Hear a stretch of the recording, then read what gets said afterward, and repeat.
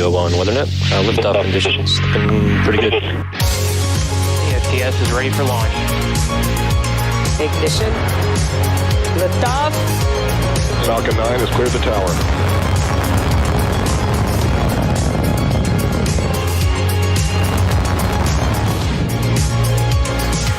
Ten, 9, 8. Side booster ignition. 6, 5, 4, 3, 2, 1.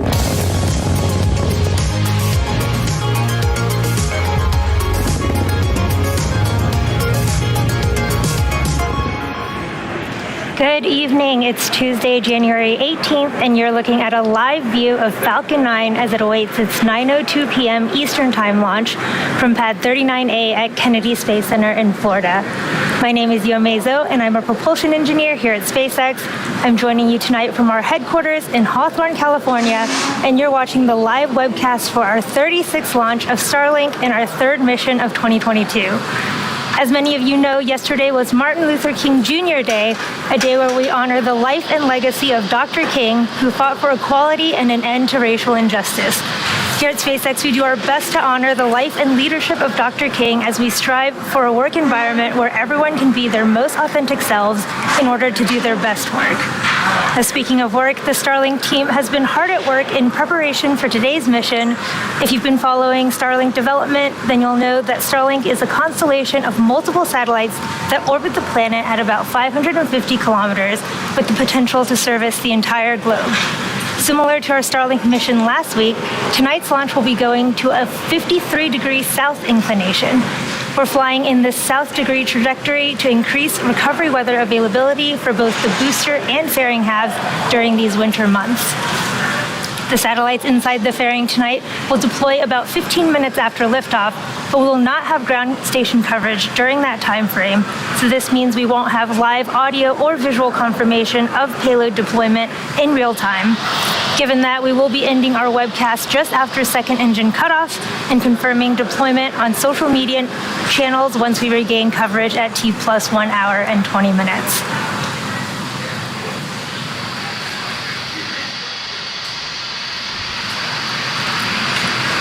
Let's take a closer look at the rocket on your screen. You're looking at a live view of Falcon 9. The two-stage rocket stands 70 meters tall. That's greater than the wingspan of a 747 aircraft. Now, the bottom two-thirds of the vehicle is the first stage.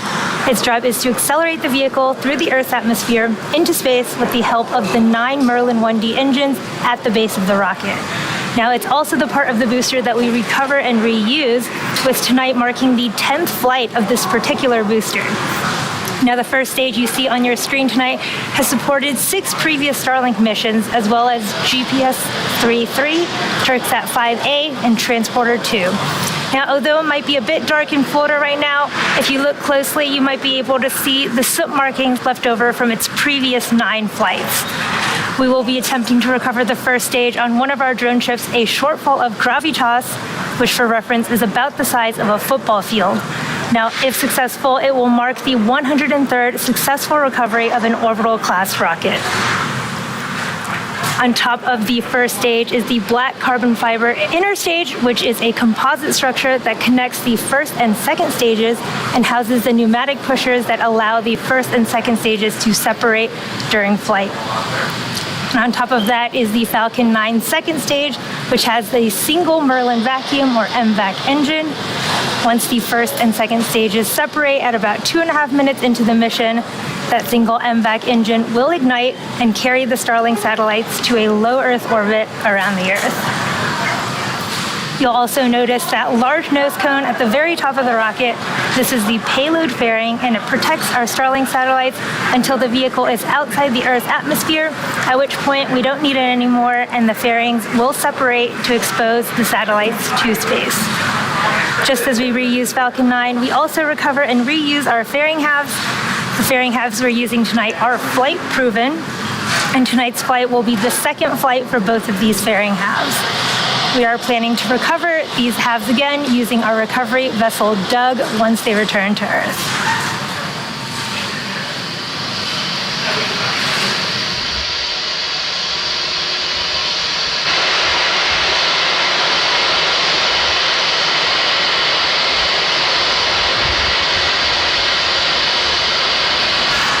propellants have been loading on the vehicle since T-minus 35 minutes. Now again, Falcon 9 is a bipropellant vehicle, which means it uses two propellants, a fuel and an oxidizer. An oxidizer is a type of chemical that a fuel requires in order to burn. So for Falcon 9, our fuel is a refined form of kerosene known as RP1, and our oxidizer is a super chilled liquid oxygen, also called LOX. Now, the liquid oxygen is chilled well below its boiling point so that it becomes what we call densified. And this just means that it has a much greater amount of mass per volume and means we can load more of it into the booster. Additionally, Falcon 9 also needs an ignition source in order to go, and for that we use the chemical TTEB, or triethyl aluminum and triethyl borane. Once it's fully fueled, Falcon 9 holds just over 1 million pounds of propellant that the vehicle will burn through in less than 3 minutes after liftoff. Start of the 1D engine chill. Currently, fuel is nearly fully loaded on stage 1 and already full on stage 2. Liquid oxygen is nearly full on stage 1 and about 80% on stage 2. Now, once all the tanks are full, both stages will continue to be topped off with liquid oxygen until T-minus 2 minutes to keep the temperatures as cold as possible. The latest weather forecast shows we're 80% favorable for liftoff. If for some reason we don't launch tonight, we do have a backup opportunity tomorrow at 6:40 p.m. Eastern Time.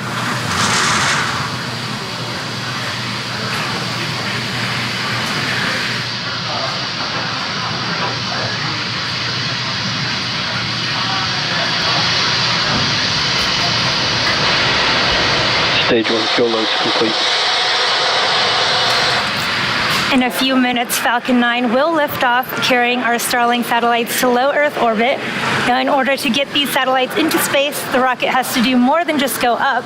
It also has to go sideways really, really fast. So at liftoff, gravity is pulling straight down on the rocket. And as we ascend, we tilt the engines, technically called gimbaling, and that turns the rocket horizontally. We're still going up, but now we're also headed horizontally away from the launch pad. This is what we call a gravity turn. The rocket typically needs to go 17,500 miles per hour horizontally in order to avoid being pulled back down to Earth and actually get into orbit. To help demonstrate this concept, imagine firing a cannon from a really high mountain. The cannonball will arc, and then gravity will pull it down to Earth. As you increase the power, the cannonball will arc and land further and further away. Eventually, if you could continue to increase the power enough, the cannonball will be going so fast that it ends up in free fall around the Earth. Gravity is still pulling down on the cannonball, but it's going so fast that it never actually hits the ground. This arc, which constantly misses the Earth, is called an orbit. Tanks are pressurizing for strong back retract. So when we get to liftoff today, keep an eye on the orientation of Falcon 9. You'll see that we'll go straight up until about T plus 10 seconds, at which point we begin that shift in orientation so Falcon 9 can go sideways really fast. But before we get into that, let's check in on the status of the vehicle for today's launch. We are currently just under T-minus 4.5 minutes from liftoff. Strong back retract has started. Of our 36th launch of Starlink, and you just heard the call out that that truss structure, or the TE, has begun retraction. In preparation for that retraction, those TE clamps you see right below the fairing there will begin to open up to allow the transporter erector to retract. You can see those clamps opening now.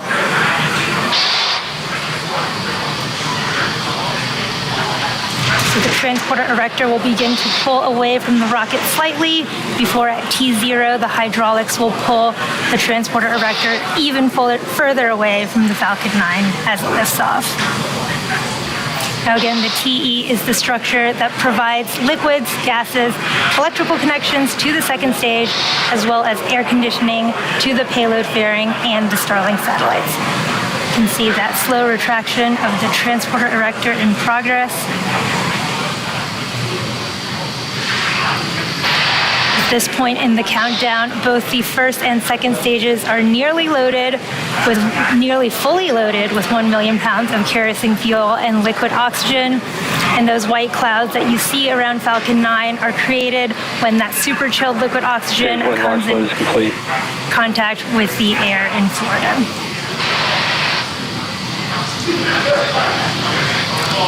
We just had that call at that first stage. LOX loading has completed here at T-minus a little under 3 minutes, and the second stage LOX loading will complete at T-minus 2 minutes in just about 40 seconds here. At T-minus 60 seconds, Falcon 9 will be in startup, so this means that the rocket's autonomous internal flight computers will have taken over the launch countdown, and Stage 2 LOX throttle back. And just inside of T-minus 2 seconds, we will light the Merlin 1D engines, and we're set for liftoff. Starlink payload continues to be healthy, and Falcon 9 team is not tracking any issues at this time. Here at just a little over T-minus 2 minutes, we are moving into the terminal countdown.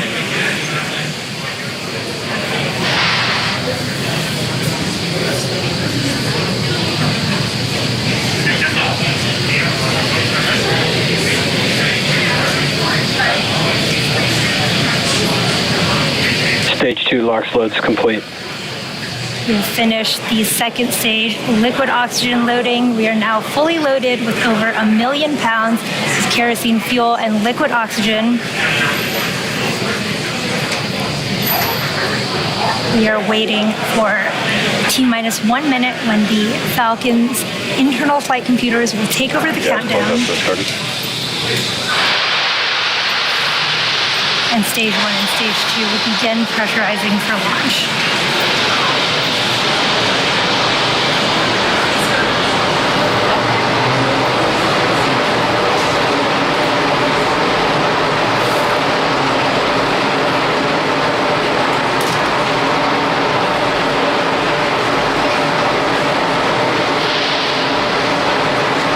Falcon 9's in startup. Falcon 9 is in startup. We're waiting for that final launch director go for launch in just a few seconds.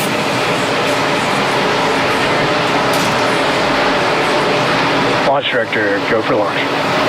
We have that final go from the launch director. All systems are go. Let's listen in to the terminal count and watch as Falcon 9 takes our 49 Starlink satellites to orbit. T-minus 30 seconds.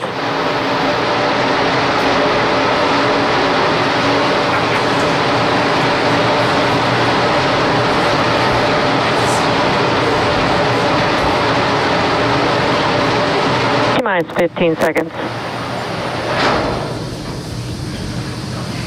10, 9, 8, 7, 6, 5, 4, 3, 2, 1, 0. Ignition and liftoff.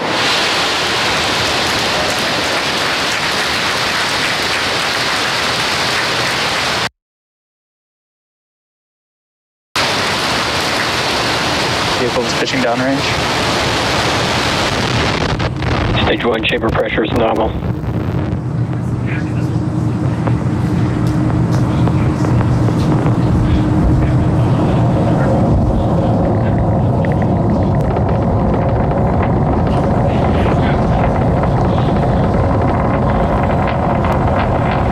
Falcon 9 has successfully lifted off from Launch Complex 39A at Kennedy Space Center, carrying our stack of 49 Starlink satellites to orbit. Moments ago, we throttled the engines down Telemetry nominal. in preparation for max Q, or maximum aerodynamic pressure, which will happen here in just a few seconds at T plus 1 minute and 12 seconds. Falcon is supersonic.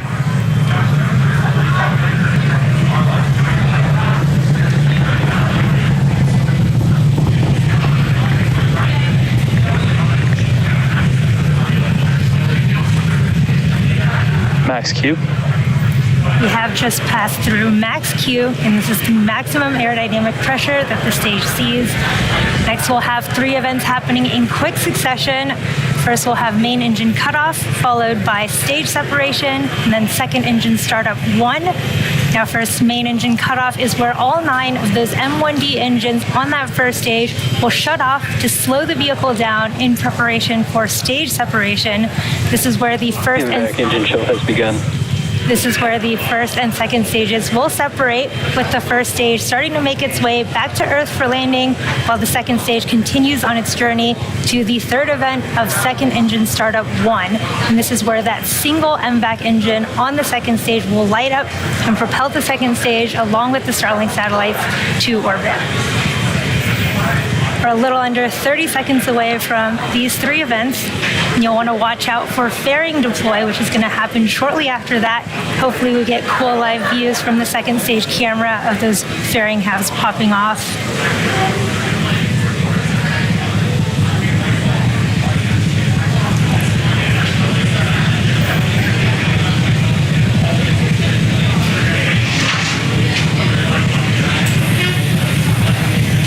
Nico. Stage separation confirmed. In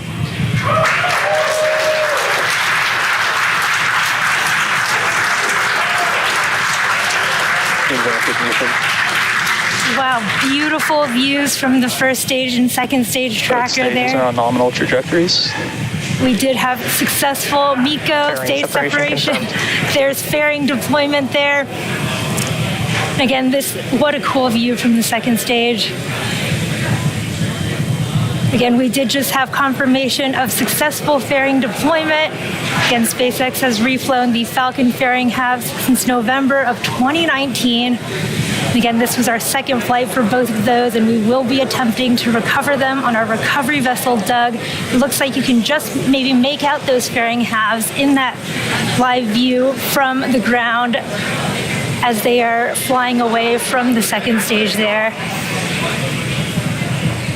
It looks like that's the first stage, maybe also floating off to the left. Now, as stage 2 heads towards its targeted drop-off orbit there, stage 1 will execute 2 burns in order to make its way back home to Earth. The first is an entry burn. Now, this is where 3 of the M1D engines will reignite, and this helps to slow the stage down as it re-enters the upper parts of the Earth's atmosphere. Now, the second burn, of course, is the landing burn, and this is a single engine burn that brings the vehicle speed down rapidly in order to land on the drone. Acquisition signal.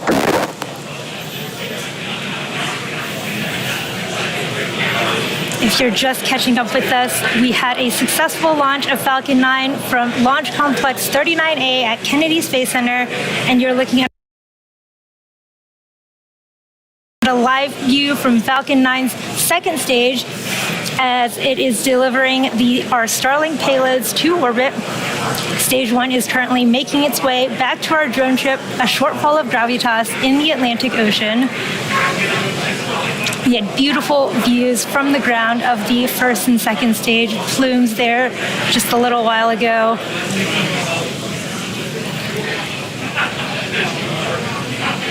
Now, the Merlins on the first stage are optimized for sea level, so these achieve 190,000 pounds of thrust during ascent and descent. And in contrast, the MVAC engine, which you see on your screen right now, is optimized for 220,500 pounds of thrust in vacuum. Now, the primary difference between these two engines is just the size of the nozzle. The MVAC nozzle is a lot larger than the M1D nozzles on first stage. Now, the Falcon 9 is equipped with 4 hypersonic titanium grid fins positioned near the top of the first stage. And the first stage is using these grid fins to help navigate and reorient itself as it heads back home to Earth.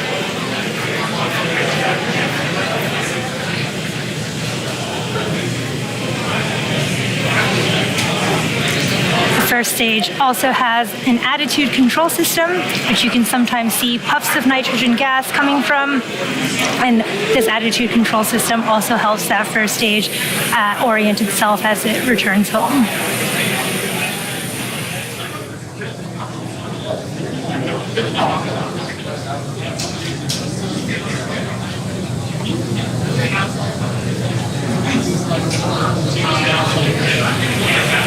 We're just about 20 seconds from the start of our stage 1 entry burn, and this is a 20-second burn, and it'll help slow the vehicle down as it enters the thicker parts of the Earth's atmosphere.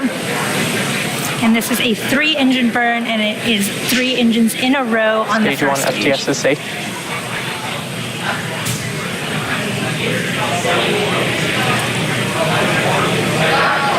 Stage 1, entry burn startup. There's the start of the entry burn on the first stage. You can see those grid fins as the first stage is flying through its own plume there. Stage 2 FTS is safe.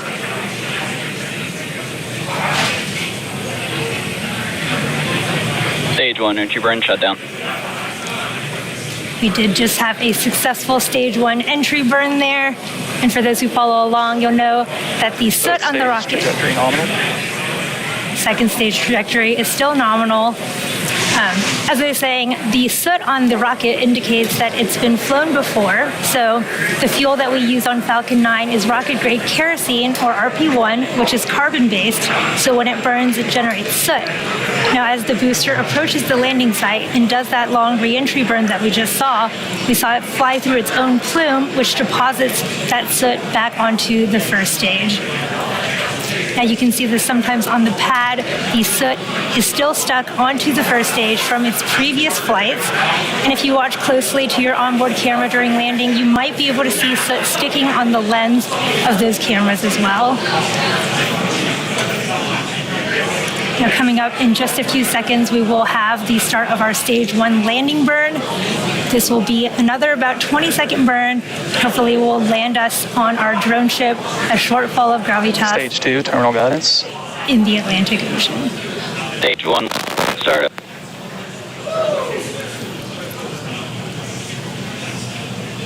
There's the start of our stage 1 landing burn.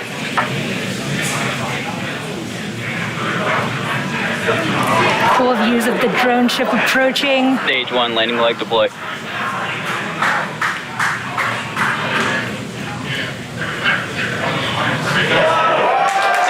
landing leg.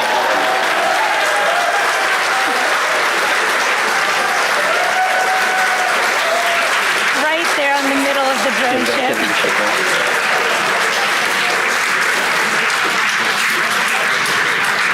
We did just have the 103rd overall successful recovery of our first stage orbital class orbit rocket. insertion. And we just missed it there, but we did have a successful second engine cutoff, and we just got that confirmation of a good orbit from stage 2. Now next up, we'll have one more burn on the second stage that will position the vehicle for payload deployment. Expected loss of signal, Cape. But we are awaiting the deployment of our 49 Starlink Expected loss satellites, of signal, Bermuda. which is scheduled to occur about 6 minutes from now at T plus 15 minutes. However, you may have just heard the call out for expected loss of signal. Again, this means we won't have live audio or visual confirmation of payload deployment due to lack of ground station coverage, but we will acquire signal with our ground station in Kodiak, Alaska at T plus 1 hour and 20 minutes. So for those of you who are interested, we will keep the audio-only countdown nets up on our YouTube channel, and we'll confirm successful payload deployment on our social media channels. But with that, that brings tonight's webcast to a close. Thank you to the Range and Federal Aviation Administration for supporting tonight's mission, to all of our viewers, as well as our Starlink customers. Starlink is live in Slovakia and Slovenia, and that means we are now live in 27 countries and regions around the world. To learn more about Starlink or to find out if service is available in your area, head over to starlink.com. Be good to one another. Thanks for joining us. Have a great evening, and as always, see you next time.